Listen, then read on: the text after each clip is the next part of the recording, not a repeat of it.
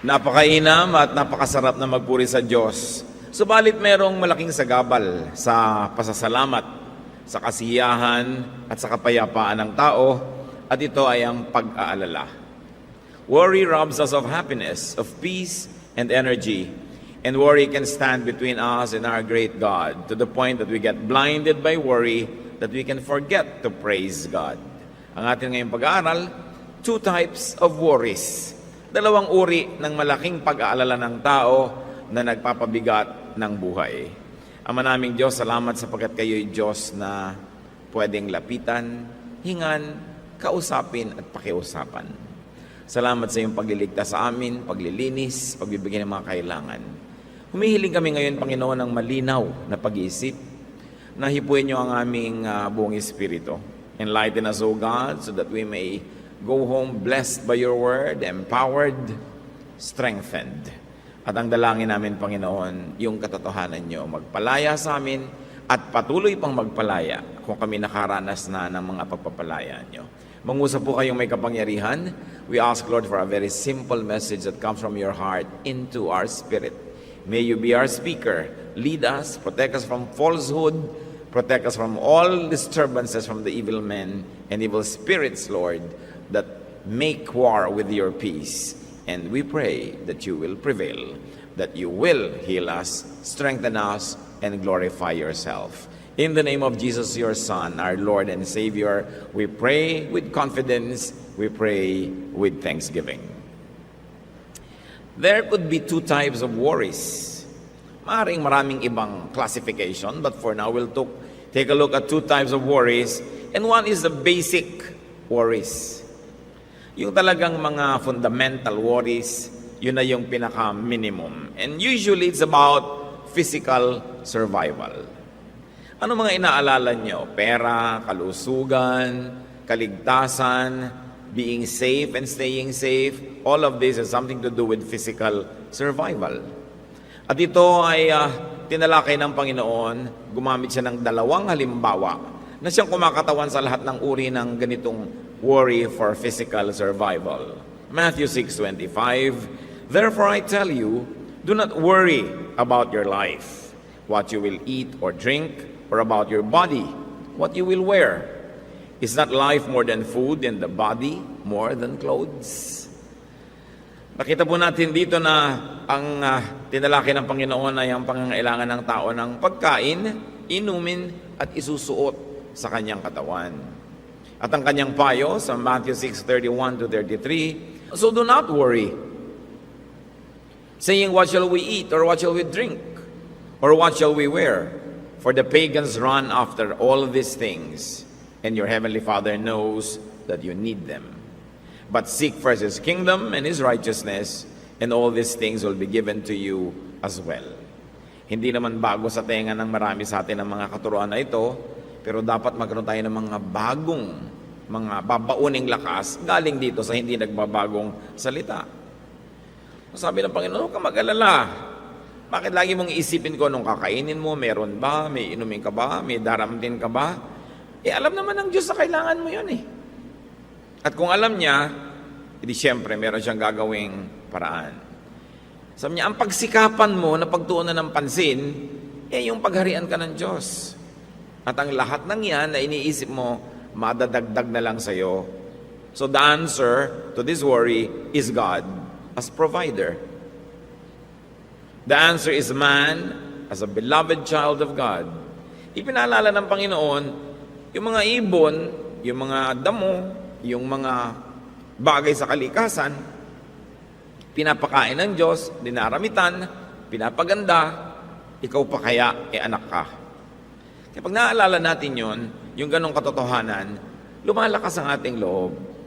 Sa katunayan, kaya lang tayo pinanghihinaan ng loob, lumalabo sa ating pangunawa at gunita yung kahulugan na tayo ay anak ng Diyos. Matthew 6:26, look at the birds of the air. Patuloy ng Panginoong Jesus. They do not sow or reap or store away in barns, and yet your heavenly Father feeds them. Are you not much more valuable than they? Kaya sabi, kung gusto mo talagang luminga-linga, tingnan mo mga ibon. Hindi naman talaga sila nag-aalala, hindi nila iniisip yung mga iniisip mo. Pero pareho rin kayo na nabubuhay at pagtak ng panahon, babawian din ang buhay. Pareho lang, ikaw nag-aalala na babawasan ang iyong kasiyahan sa buhay. Matthew 6:28-30, and why do you worry about clothes? See how the flowers of the field grow. They do not labor or spin. Yet I tell you that not even Solomon in all his splendor was dressed like one of these. If that is how God clothes the grass of the field, which is here today and tomorrow is thrown into the fire, will He not much more clothe you, you of little faith? Napakasimple po na argumento na ibinigay ng Panginoon dito. Kung ang mga ibon, pinapakain ng Diyos, ikaw pa kaya na anak niya, ang limutin niya. At kung yung mga damo, nasasandali ang buhay, ikaw nga nabubuhay ng 50, 60, 70, 90, 95, 100 years, yung damo ilang araw lang yan. At may mga damo pa nga po na 24 hours lang yung buhay eh. Pero sabi, yun, kahit sasandali dito sa mundo, dinaramitan ng Diyos ang magagandang kulay, magagandang texture at hugis, ikaw pa kaya na anak ng Diyos. Kaya sa napakaliit naman ng iyong pananalig, napakaliit naman ng iyong lugar para sa paniniwala sa Diyos. So here, the deep answer to this worry is faith. Trust in God. Worry robs us of all of the peace. The greater the worry, it means the less trust we have. The more trust and faith, the less the worry. Ito pong pagtitiwala sa Diyos at pag-aalala ay merong inversely proportionate relationship. Habang lumalaki yung isa, lumiliit naman yung kabila. So pag lumalaki ang pananalig, lumiliit ang pag-aalala. Kung pinapalaki ang pag-aalala, lumiliit o kaya lumiit na talaga pala ang pananalig. Kaya ang dalangin ng mga apostles sa Lord, increase our faith. Hindi naman nila sinabing increase our money, increase our income, increase our goods, increase what we store up for ourselves. Sabi nila, increase our faith. Kasi hindi naman doon sa pagdami ng pera, sa pagdami ng pagkain, ang nakaimbak, nakatago, nakasalalay yung kapayapaan, peace of mind, at kaligayahan ng tao. Subukan nyo magtanong sa mga taong napakarami ng naipon at napakarami ng kinikita, kung talagang mas maligaya sila sa inyo. Kasi sabi, increase our faith. Doon niya nakasalalay.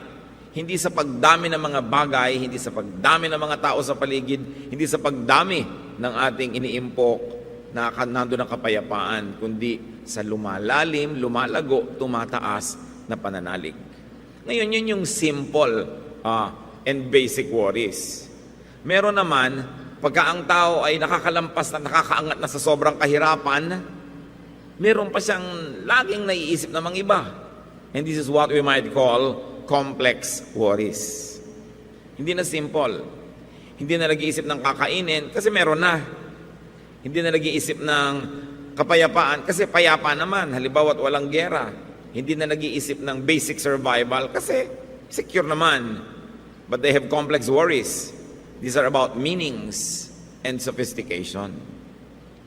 Mga sinasabi nila may hierarchy of needs. Beyond basic needs, man longs for higher needs of life. Ano-ano yung mga yan? Reason. Bakit nag-aaral pa, nagbabasa pa? Kasi humahanap ng mga kadahilanan at koneksyon ng buhay ng mga bakit and because. Kaya yung mga iba na alam mo nang wala ng ambisyon na maghanap ng reason, hindi mo na mapagbasa ni ticket ng bus kung nakatapos ng magkolehiyo. Ay, tapos na ako, ayoko na mag-aral, mahirap yan. Nosebleed. Yung word na nosebleed, ang hilig sabihin ng mga ayaw matuto. Binabalingoy-ngoy naman ako sa hirap niyan. Yun lang, binalingoy-ngoy ka na. Napakaliit naman ang iyong inilagay na goal para sa iyong buhay. So yung mga magkakaroon pa ng complex worries, they look for a reason. Kaya nag-aaral sila ng mga philosophy, ng religion. Nagpapakadalubhasa sila o nahihilig sila makipag-usap sa mga itinuturing nilang marurunong. They look for beauty. Kaya alam mo kung ang tao umaasenso na mula sa pagiging very basic, naghahanap na siya ng beauty. Hindi na lang sapat na may kwarto, kailangan maganda ang ayos. Hindi na lang sapat na manamit, kailangan may color coordinate. Hindi na lang sapat na may pagkain, kailangan masarap. At hindi na lang pwedeng masarap lang, kailangan maganda yung presentation. You see na umaasenso yung isip ng tao. Naghahanap na siya ng harmony. So hindi na lang basta may tugtog, dapat may harmony. Dapat hindi lang basta may asawa, dapat may harmony yung relationship. And people begin to look for logic and sense. The whys and the wherefores. This signals a transcendence from the primitive to the sophisticated.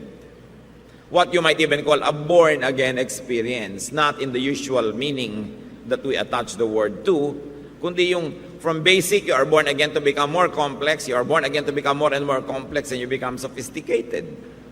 At kung minsan yan ang hindi naiintindihan ng mga taong hindi umasenso ni kapraso sa buhay. Hindi nila maintindihan ng kanilang kapatid, kamag-anak, pinsan, kaibigan, kababayan na umasenso ang isip. Hindi na nila kamukhang mag-isip. Umasenso ang taste, hindi na nila katulad maghain ng tuyo. Hindi na lang basta hinahagis yung kamatis dun sa mesa, hinihiwa-hiwa pa na may shape. Ang arte-arte naman ito, ganoon din yung kamatis. No? So kita mong, teka, may naiba sa kanya at sa iyo merong hindi naiba. Kaya magkaiba ang pananaw nyo dyan. That's why poverty is a major enemy of people who will have self-realization. Because poverty ties you down to the basic issues of life. Wala ka ng panahon para sa complex. Ano mga reason, whys, and wherefores kung wala ka makain mamaya? Anong harmony? Anong beauty? No? Survival lang ang gusto mo sa buhay. Kaya ang taong espiritual ay sinisikap niyang paangatin ang kanyang buhay para hindi siya matali doon na lang sa mga payak at simpleng bagay na hindi bagay sa tao. Kumbaga, pang pagong o simple lang siya, pagong naman siya eh. O anay siya, pero hindi naman ganun kasimple yung anay. May mga royalty pa nga sila, may mga reyna sila, at may mga sundalo, yung mga langgam. So yung mga tao, higit dapat doon ang nararating. At nagiging malaking sagabal nga dyan, poverty or laziness. Ganyan ang ginawa ni Solomon. Palibas at Solomon ay hindi naman mahirap, mayaman nga siya. Palibas at marami namang household chores na pwede niyang i-delegate, hindi naman siya naglalaba, nagluluto. Marami siyang natirang oras para asikasuhin yung mas mga pinong bagay sa buhay, tulad ng pag-iisip. Nagpapatawag siya at umiimbita ng mga iba't ibang matatalinong tao sa iba't ibang mga bansa para lang makapanayam niya at mapakinabangan niya yung karunungan ng tao. Nagbibigay siya ng audience sa mga taong gustong makinig sa kanya at makipagtalas-tasan din naman sa kanya. Ecclesiastes 1:1-2. When the son of David was king in Jerusalem, he was known to be very wise. And he said, nothing makes sense. Everything is nonsense. I have seen it all. Nothing makes sense. What wisdom! Na nung rumunong ka ng rumunong, ang nalaman mo lang, wala ka naman talagang alam. Ang layo ng narating niya. Ecclesiastes 2:3, I wanted to find out what was best for us during the short time we have on this earth. Matayog ang pangarap ni Solomon. Naobserbahan niya kasi, kahit gaano kakalakas, kayaman, karunong, kapangyarihan, mamamatay ka rin. Na ang buhay ng mayaman hindi naman laging mas mahaba sa buhay ng mahirap. Na ang buhay ng makapangyarihan ay hindi naman laging mas masaya kaysa buhay ng walang kapangyarihan. So sa inyo, pare-pareho lang tayong may buhay. At yung buhay, hanggang dun lang talaga. Kahit pilitin mong habaan, ang mga pharaoh na bigo na habaan yan. Yung mga masasarapang buhay, yung mga emperor, kumuha ng mga paraan para pahawabain ang buhay nila. Hindi rin napahaba. Kasi nakatakda. So ang sabi ni Solomon, ganito na lang gawin natin. Tanggapin natin na hanggang dyan lang ang buhay, pero itong gagawin natin. Hanapin natin kung paano malulubos ang kahulugan, kasiyahan, at kulay ng buhay na ito. So it will not be a matter of quantity of years because that's limited, but the quality of our days. Yan ang sinasabi ni Solomon. At para mangyari yun, ang hinahanap niya, buhay, hindi lang hanap buhay. May mga tao talaga namang buong buhay nila, hindi na nakalasap ng buhay kasi bising-bising naghahanap buhay. Pero siyempre, naghahanap buhay ka lang para meron kang kitain, kainin at maitabi-tabi ng konti at magkaroon ka ng libreng oras para mag-isip-isip ng mga mas dakilang mga bagay. Kaya nga dapat we should declare war on poverty. It frustrates self-realization, which is God-ordained. Binigyan tayo ng Diyos sa pagkalaki-laking isip para punuin natin ng laman. Gaano karaming laman ng mga isip natin? Masyadong konti. Pag nilalamanan mo, nag-nosebleed. Ayaw palawakin. Ecclesiastes 8:16-17. Day and night I went without sleep, trying to understand what goes on in this world. I saw everything God does and realized that no one can really understand what happens. We may be very wise, but no matter how much we try or how much we claim to know, we cannot understand it all. So matapos ang mahabang paghahanap ni Solomon, sabi niya, wala naman pala. Pero at least, naghanap siya bago niya sabihin yun. Anong wala ang ibig niya sabihin? Wala namang sagot sa lahat ng tanong. Kaya kung lagi kang nagpipilit sagutin lahat ng tanong, mapapagod ka lang.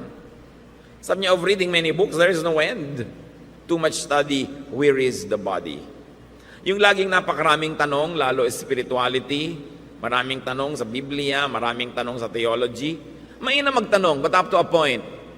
Pero pag hindi ka na tumigil ng katatanong, gusto mo maintindihan na ng isip mo ang lahat-lahat ng bagay, nawawala yung misteryo, nawawala yung hiwaga, and you reduce the greatness of our faith to just philosophy that could be dichotomized, that could be understood by the human mind. Nawawala yung kanyang charm. Kaya sabi ni Solomon, may mga bagay na tanggapin mo na lang. Huwag kang sobra mag-isip. The answer to this complex need, stay within your limits.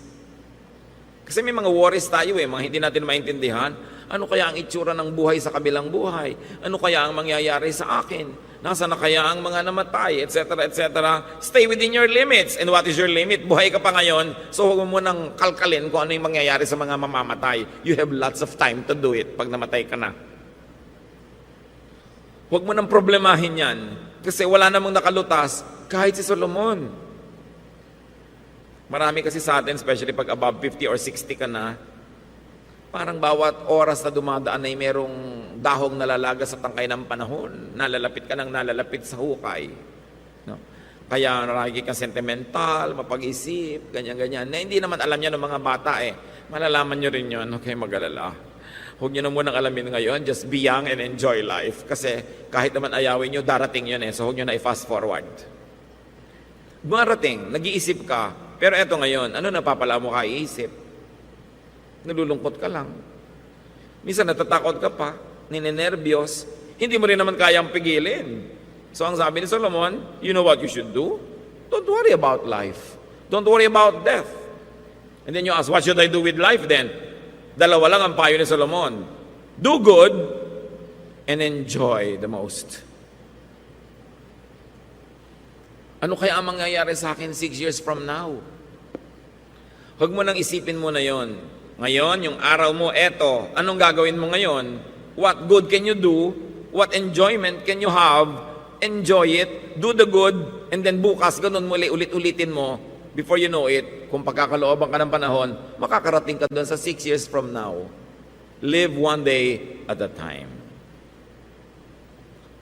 Ecclesiastes 8:13-14, sabi niya, alam niyo, napag-aralan ko na lahat. Hetong sasabihin ko sa inyo. Everything you were taught can be put into a few words. Respect and obey God. This is what life is all about. God will judge everything we do, even what is done in secret, whether good or bad. Ito na yung lahat ng theology. Lahat ng pinagsama-samang sermon mula sa pulpito, Bible study, theology, lahat-lahat. Sabi niya, respect and obey God. Yun lang yun. How do you respect God? You respect God's design. And the body, life, was designed by God to be enjoyed. So an act of respecting God is to enjoy the day. It is an act of worship. But don't forget to balance it with obedience. Do good. Kung meron man sa atin dito, kahit isa, lagi niya lang iniisip kung ano mangyayari sa future, tigil-tigilan niyo na yan. May insecure lang kayo. Mag-aalala lang kayo. We were equipped by God to take care of the day when it comes, not before. Sabi ng pelikulang Jurassic Park, life finds a way. Lagi naman gumagawa ng paraan ng buhay na mabuhay. Kita nyo halaman, huwag nyo lang istorbuhin. Kahit sa tulay, tutubo. Kahit sa bubong ninyo, kahit sa gutter ng bubong, magkakahalaman yan. Huwag nyo lang siyang bunutin, dadami yun. Mamaya natabunan na yung bahay nyo ng gubat, tulad ng nangyari sa Angkor Wat, sa Cambodia. Ang mga hayop, huwag mo lang pakialaman, dadami sila. Mga isda, ang earth na ito, huwag mo lang patuloy sirain, will heal itself because life was designed by God to continue living. Ngayon, at the highest point of God's creation is man, made in God's image. Huwag mong alalahanin yung kakainin mo 6 years from now, kapatid, dahil pagbuhay ka pa, siguradong kakain ka. Bakit? Dinesign ka ng Diyos na gagawa ka ng paraan para kumain. Kahit nga kumisan, belt na, kinakain pa nila. Nila Magellan, kumakain sila ng mga sapatos. No? Nung wala na silang makain doon sa dagat. Gagawa ka ng paraan because you were designed to live. So huwag mong problemahin yung malayo. Makakapag-improvise ka na pag nandun na yun. Ang gawin mo ngayon, enjoyin mo yung ngayon. Total, meron pang manok sa refrigerator nyo, kainin mo, iluto mo, lagyan mo ng spices, lagyan mo ng dekorasyon. Huwag mo muna kainin yung belt mo kasi meron pa namang iba. Malamang nga, darating ka na hanggang end of your life kahit kailan hindi ka kakain ng belt Dahil ipoprovide naman ni Lord lahat. Ba't ka nag-aalala? Alam mo, nag-aalala tayo, magkakasakit. Ang tao, pag may sakit na, gumagawa na rin ng paraan. Yung ayaw mag-diet, nagda-diet na rin yan. Di ba? Yung ayaw mag-exercise, mag-exercise na. Gagawa't gagawa ka, huwag mo problemahin yun. Pagdating nun, kakayanin mo yun sa tulong ng Diyos. So huwag mong sukaping solving yan ngayon. Sabi ni Lord, let the day's own trouble be sufficient for the day. Tomorrow will take care of itself. And you know what's there? God is gonna be there tomorrow. So meron ka na namang guide. At ikaw built, designed to survive. Okay lang ngayon, hindi ka na magsusurvive. Pag dumating na yung oras sa takda, natatawagin ka na. Kahit anong design yan, tatawagin ka na because physical death is also part of the design. Pag hindi ka pa tinatawag, kahit anong gawin mo, walang mangyayari. May tao nga 6 na beses na nagpakamatay, buhay pa rin. Napuno na lang tuloy ng galos. Hindi pa siya no? So, kung yung nagpapakamatay na hindi mamatay-matay, pag hindi pinapayagan ng Diyos, yung pa kayang gustong mabuhay ang mamatay, kung hindi papayagan ng Diyos. So just enjoy life. Enjoy the day. Do the maximum good. At huwag niyong problemahin ang kung ano mga bagay. Eto nga anong ilang taon na ka ngayon? Saan kayo nakarating na panahon? Dumating na ba ang isang araw na wala talaga kayong nakain ni ano? Pagka gusto mong malaman kung ano mangyayari sa future, lingunin mo lang yung nakaraan. Nabuhay ka nga, nakarating ka sa point na to Ngayon pa, that you are much wiser. Ngayon pa na mas marami kang alam sa salita ng Diyos, you are better equipped to survive. So pag iniisip din natin, ano kaya mangyayari pag namatay? Yung iba talaga nalulungkot, iniisip kasi ang sikip-sikip ng kabaong, madilim sa ilalim ng lupa. Hindi na ikaw yun. Wala ka na dun. So the answer is God as final home and judge. Bakit sinabi to ni Solomon? No? Sabi niya, respect and obey God. This is what life is all about. No, sabi niya, God will judge everything we do. Yung iba natatakot, God will judge everything we do pala. Nalilimutan nila yung dapat ipaglingkod at ipagdiwang. Makinig kayo mabuti. If God will judge everything we do, ibig sabihin may judgment day. Pag may judgment day, ibig sabihin wala ka sa ilalim ng lupa. Wala ka sa loob ng ataol. Paano ka i-judge doon? Ibig sabihin wala ka doon. Nasa presensya ka ng Diyos, kaya ka nga pwedeng i-judge Kasi wala ka doon. Hindi ka mamamatay, yung katawan lang. At kung yan ay lagi nating iisipin, hindi ka laging matatakot sa kamatayan. Lalong-lalo na kung nasa Panginoon ka at alam na alam mo na pag ginudge ka, may nagtanong nga sa akin sa internet, Ano daw ba yung mangyayari sa mga believers pagka Judgment Day? Sabi ko, di awarding ceremonies. Ano pa? Bakit ka natatakot sa graduation day? Awards yun. Yung mga may honor, bibigyan. Graduate ka na hindi ka na matatanggalin. Kaya yung mga may honor, lalong natutuwa na darating yung Judgment Day. So, anong dapat mong iwasan dyan? The answer is God. Because God is our final home and judge. At kung may mga tanong-tanong ka pa rito, doon mo na lang itanong. Pero palagay ko, hindi mo na kailangan itanong. Kasi sabi sa Bible, on that day, when we see Jesus face to face, we will all be changed. We will be like Him. In other words, maiiwan lahat yung mga kapintasan, ang mga limitasyon, at mauunawaan natin ang lahat ng bagay sa isang isap mata. Darating din yun. Mauunawaan mo rin lahat. So habang hindi mo pa nauunawa, huwag mo nalang unawain. Parang mga bata. Nung araw, pag nagtatanong kami, yung mga matandang tamad sumagot. Ben, malalaman mo rin yan paglaki mo. Sana mas marami kaming nalaman agad kung ang mga matatanda ay mas masipag sumagot o kung alam nila yung sagot. Malalaman mo rin yan paglaki mo, lalo ang mga tanong mo tungkol sa mga sexual things, malalaman mo rin yan paglaki mo. No? Meron talaga mga bagay na may panahon para malaman. Halimbawa, yung mga bata naglalaro, hindi mo naman kailangan sabihin, hoy, mahal ang kuryente. Naliligo, oy, ang mahal-mahal ng tubig. O kaya gusto nila magsaya, kung ano-ano sinasabi mo mga problema ng buhay, nag-global warming ngayon, bla bla bla. Saka na lang nila dapat malaman yun. Kasi pag nalaman nila agad, hindi na sila bata. Isasandali lang naman silang bata. Meron pa nga nagtanong din sa akin sa internet, stepmother siya. Napaka pasaway daw nung stepdaughter niya. Gusto na daw niyang hiwalayan yung asawa niya dahil doon sa stepdaughter. Sabi ko, yung stepdaughter mo, 11 years old na, ilang. Sa kanila pa daw sumisiping matulog. No, 11. Sabi ko, hindi naman sisiping yan forever, pagtyagaan mo na. Lalaki din yan at malalaman niya, at siya nang aayaw niyan. Sabi ko, sandali lang siyang bata, gagraduate din yan, huwag mo na lang siyang taniman ng galit sa iyo at sama ng loob, kasi babaunin niya buong buhay. Sandali lang yung bata matututo rin yan. So, pagtyagaan mo na. Ituring mo na lang na cruise na pasan-pasan mo yan. Hindi yan magtatagal kasi mag-aasawa rin yan. Mawawala rin yan sa buhay mo. Bakit mo i-give up yung asawa mo dahil lang sa inis mo sa kanya? Lumilipas ang panahon. Tayo man mga kapatid, yung mga kamangmangan natin at mga hindi natin alam, lilipas din yan, malalaman din natin. Kaya kung hindi nyo talaga kayang alamin, mag-enjoy na lang kayo sa buhay at gumawa ng mabuti. Huwag nyo nang alamin yung mga bagay na. Lalo sa theology, habang dumadami ka ng alam, lalong gumugulo lang yung buhay mo. May nakita na ba kayong mga theologians na nagkasundo-sundo? Di ba? So, kailangan, alam mo ako hanggang kailan ka nalang magtatanong at kailan, enjoyin mo na lang ang Diyos. Huwag mo nang uriratin lahat ng bagay kasi hindi ka naman designed to know all of that right now. The answer to complex worry is relationship with God. Not knowledge of God. Kasi may limitasyon ng knowledge. Sabi ni Paul, what I know now is imperfect. When the perfect comes, the imperfect will pass away. Konti lang daw ang alam. What is important is to trust in God for what you know and for what you do not know. Very especially. Now, pinag-uusapan natin yung dalawang uri ng need, basic, complex. Pagka nakarating ka na sa complex, meron na namang basic again. But this is not about physical survival, but about spiritual survival. About continuity of life.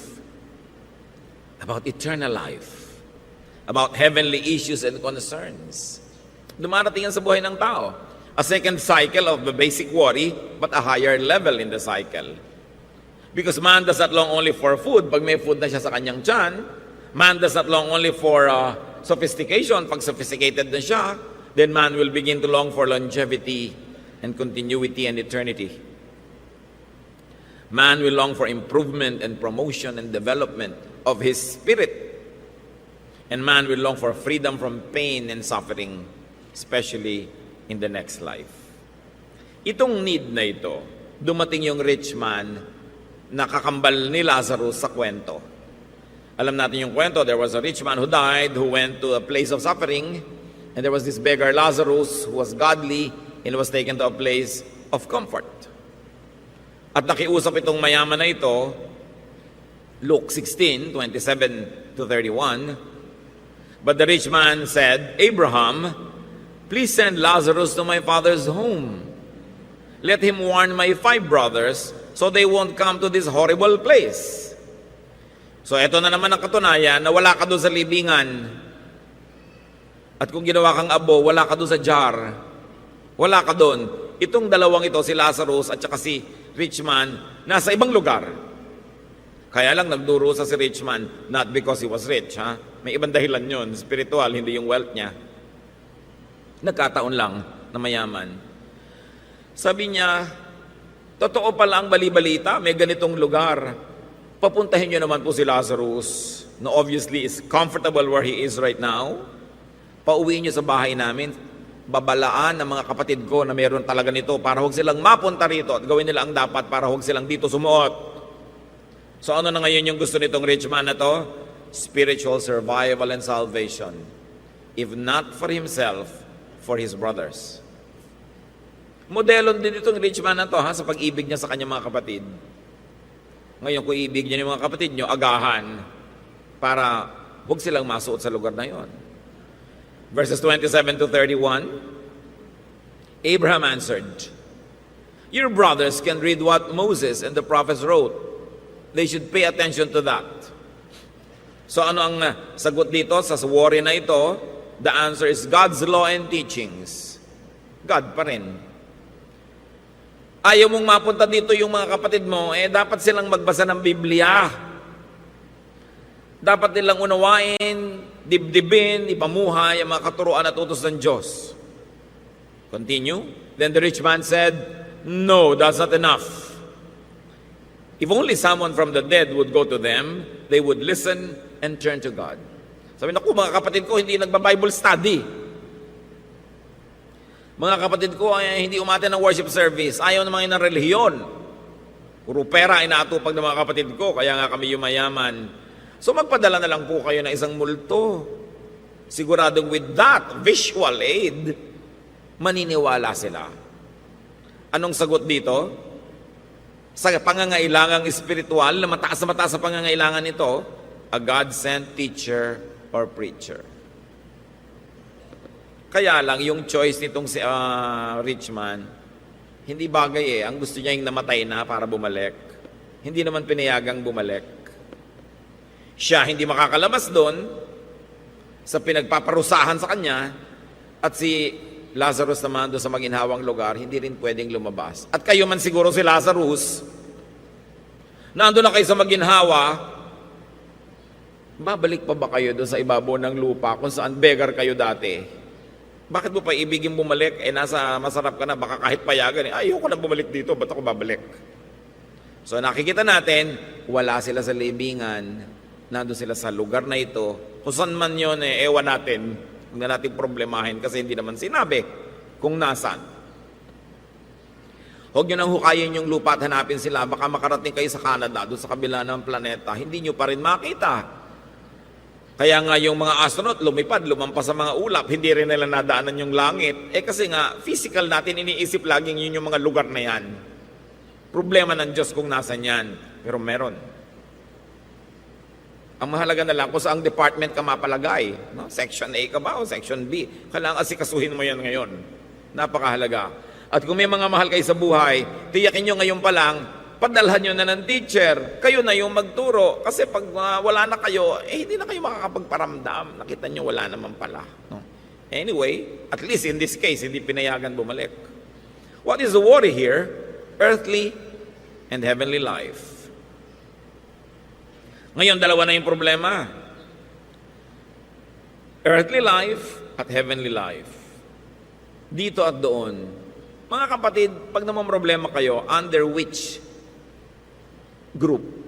Ang pinoproblema nyo ba, earthly life o heavenly life? O pareho? But there is a wrong solution. Earthly and materialistic answer only.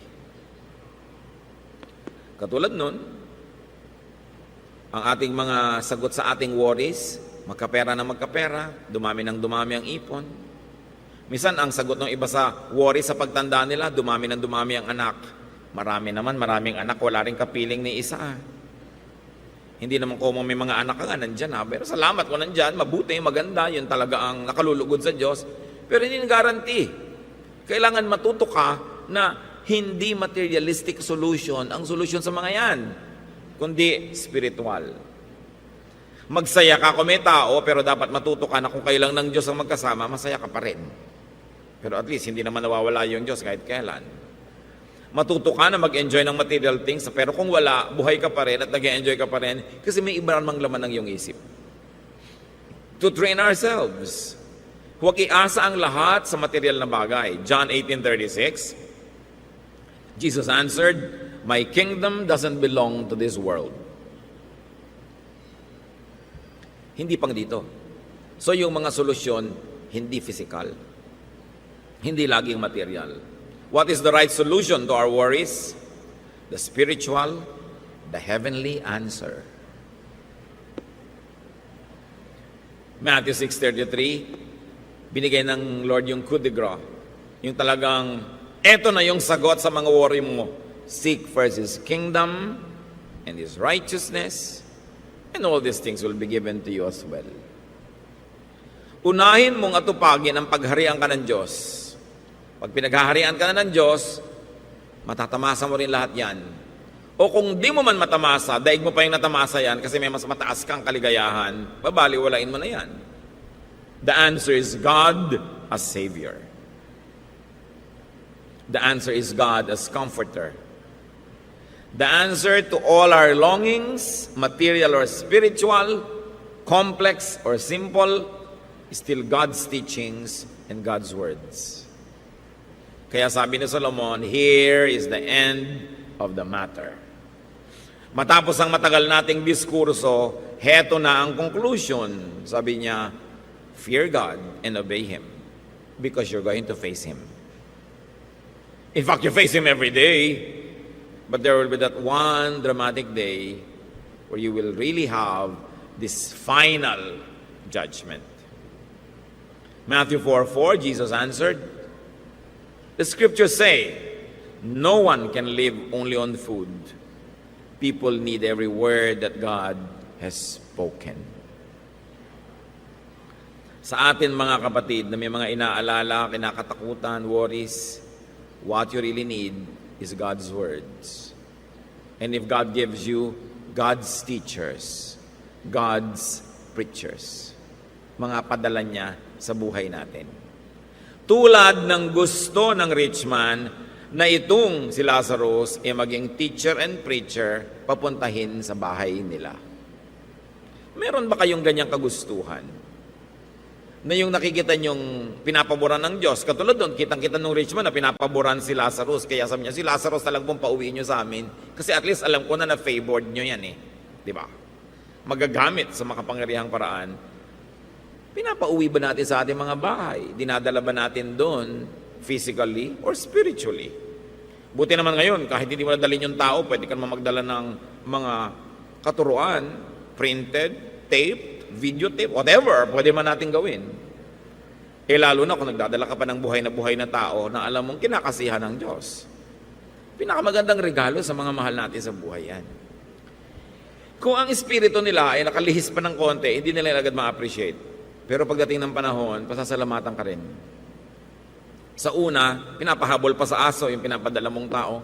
Pero sa susunod, marirealize niya, salamat, it's the best thing that happened to me. Ayaw nating mag-alala, gusto nating maging secure. It's not material security.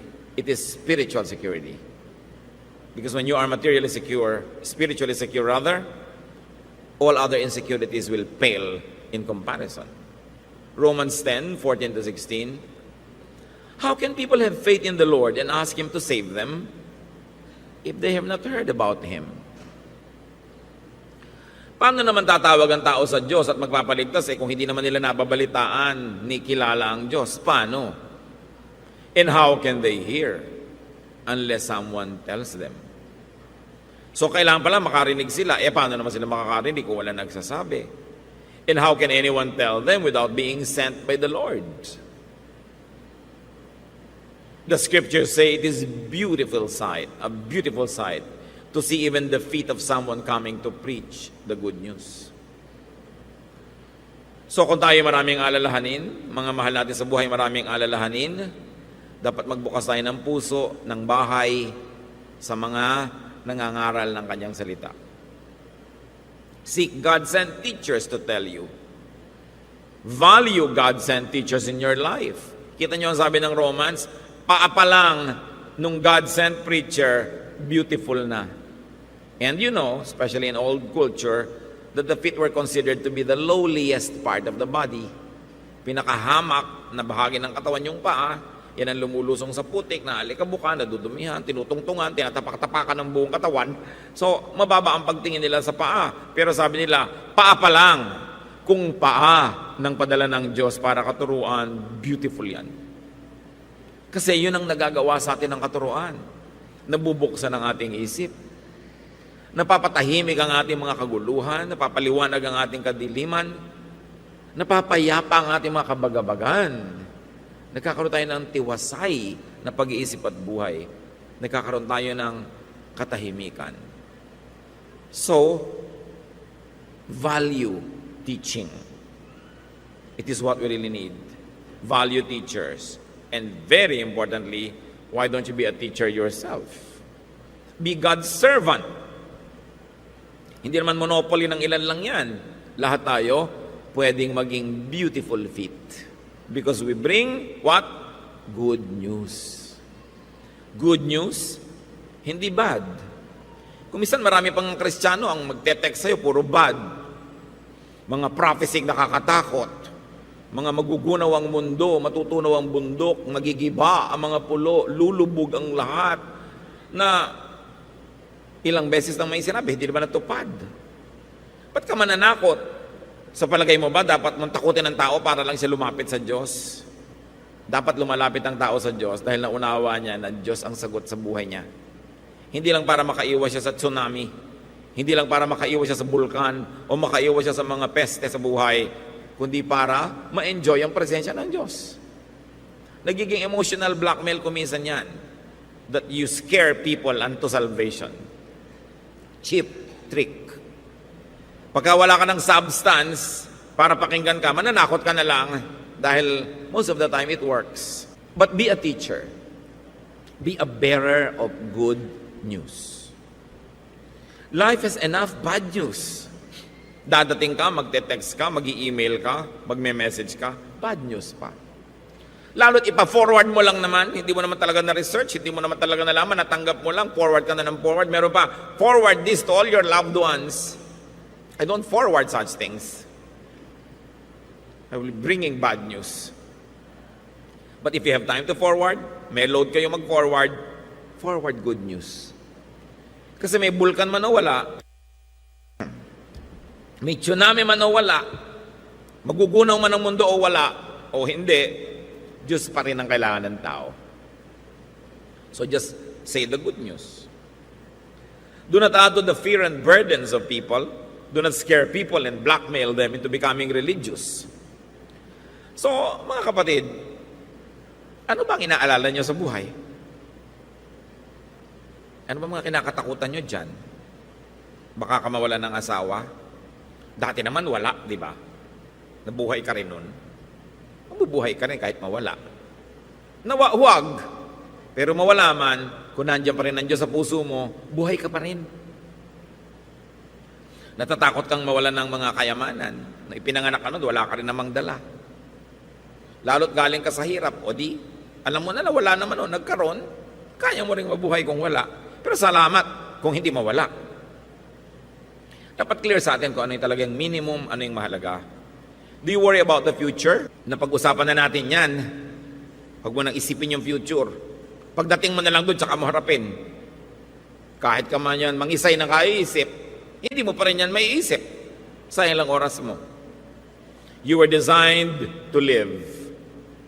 You, by God's help, will always find a way when the need comes. So cross your bridge when you get there. Wala ka pa sa tulay, tinatawiran mo na, hindi mo tuloy malakaran tong malapad na daan na dapat na-enjoy mo. Focus on God. Focus on God's words. Two types of worries, there's only one solution, God pa rin. Nawa, sa pang-araw-araw nating buhay, alalahanin natin yan. Normal na matakot, normal na mag-isip, normal na mag-alala, pero abnormal sa anak ng Diyos na patagalin yan sa ating isip. Kailangan kung dumarating man, hindi na iiwasan, itinataboy mo agad para hindi na magtagal sa buhay mo. Hindi natin kumisa na iwasan na dumadapo yan, pero pwede mong iwasan na pagpugarin sa buhay mo, pwede mong palasin. Resist the devil and he will flee from you. Pag may pumapasok sa inyong mga alalahanin, isipin, mga nakakatakot, itaboy nyo agad. Change that channel. Palitan mo agad ang iyong iniisip. Tumayo ka, kung nasa kwarto ka kapatid, lumabas ka, magpahangin ka sa balkon, kung may balkon. Kung wala, lumabas ka sa kalsada. No? Gumawa ka ng paraan, huwag mong pagtagalin sa isip mo ano mang inaalala mo. Kasi papagurin ka niyan, tatanggalan ka ng ligaya, at kung kaya ka niyang papanghinain yun ang gagawin niya, gusto mo ba yun? So, be changed by the renewing of your mind. Kung nung mga nakaraang taon, binibigyan niyo ng puwang ang pag-aalala at pag-iisip, huwag niyo siyang bigyan ngayon. Tandaan natin, minsan nakakasalis nakakapasok sa conversation, pero pag ang usapan niyo na, pumapasok na sa mga nakakatakot, mga mahirap, mga problema, change topic. Ayoko na ng mga topic na yan. No? Kung pag-uusapan na naman natin lahat ng may cancer, lahat ng may sakit, lahat ng may ganito, bagamat dapat pag-usapan kung kayo yung doktor at kung kayo yung mag-aalaga. Ngayon kung hindi, ipanalangin niyo na lang, tapos huwag niyo na laging isipin. Pagka naisip mo lahat yung mga nangyari sa kapitbahay, nangyari doon, nangyari dito, madedepress ka lang. Pag lagi mo binabasa sa diaryo yung mga bumabagsak na aeroplano, hindi ka rin sasakay kahit kailan. Samantalang ang dami mo namang kilalang nagtandaan na ng mga stewardess buhay pa rin, hindi nag-plane crash. Diba? Ayan sila mga buhay, konting-konti lang naman nang nagpe-plane crash Sobrang konti. Mas marami pang tricycle na nagbabanggaan araw-araw. So, huwag ka masyadong matakot. Pipigilin mo ang buhay mo na mabuhay. Gustong-gusto mo makapaglakbay, makapunta sa anak mo abroad na matagal mo na hindi nakikita pero natatakot kang lumipad. Lumipad ka. Dahil sa takot mo, kahit nasa kama ka, mamamatay ka rin pag oras mo na. Diba? Salamat lang kung lahat ng nasa kama, hindi namamatay. Diyan nga maraming namamatay, diba? Lalo't nasa ospital ka at marami pang nakapaligid na doktor, doon ka pa nga namamatay So, kung oras mo na yan, tanggalin mo kapatid ang mga takot mo para lumaya ka at marami kang magawa sa buhay. Kasi hindi pwedeng buong buhay mo nakakulong ka na lang sa mga inimbento mong mga rehas at mga tanikala, tapos andun ka lang. Tapos naubos yung oras mo, namatay ka na lang, wala nangyari. Kailangan nilalampasan, tinatalo natin ating mga takot. At sa tulong ng Diyos, resist the devil, he will free from you. Fear comes from the devil, not from God. So don't fear to be alive. Fear not to be alive. So kung yung buhay mo kapatid, kulang sa kulay dahil sa dami ng mga, kung ano-ano mga kinakatakutan, gawin mong project yan this year, tanggalin mo yung mga yan. Be free. Dati hindi ka kumakain ng mga ganito, kita mo naman yung iba kumakain, buhay pa rin, kainin mo lahat. Huwag ka lang allergic, Yung hindi mo ikamamatay, kung minsan ang dami nating arte sa buhay, kumukonti lang tuloy na enjoy natin sa buhay. Life is meant to be lived. Life is for living. Life is a gift from God. Worry and fear deprives you of that. Don't let the devil win. Dear God, thank you for life. Turuan niyo po kaming pahalagahan bawat minuto, bawat oras na ipinahiram niyo. Na huwag kami mag-alala sa hindi naman dapat naming pag-alalahanan. Turuan niyo kami magtiwala. To live to the fullest, to do the maximum good we can do, to serve you and your people, and to enjoy our lives, because our life is a gift from you. Magbulay-bulay tayo mga kapatid. At ngayon, iwaksin ninyo, palayasin nyo sa buhay nyo ang mga worries and really enjoy your faith in the Lord. Be alone with God for a while in silent prayer. Alalahanin ang mga dapat nating isupong mga alalahanin, paalisin sa buhay natin at bigyan ng mas maraming espasyo ang Espiritu ng Diyos. Dear God, in silence, we continue to worship you. Teach us, guide us in a personal way. Luminescent study, a quiet ballet.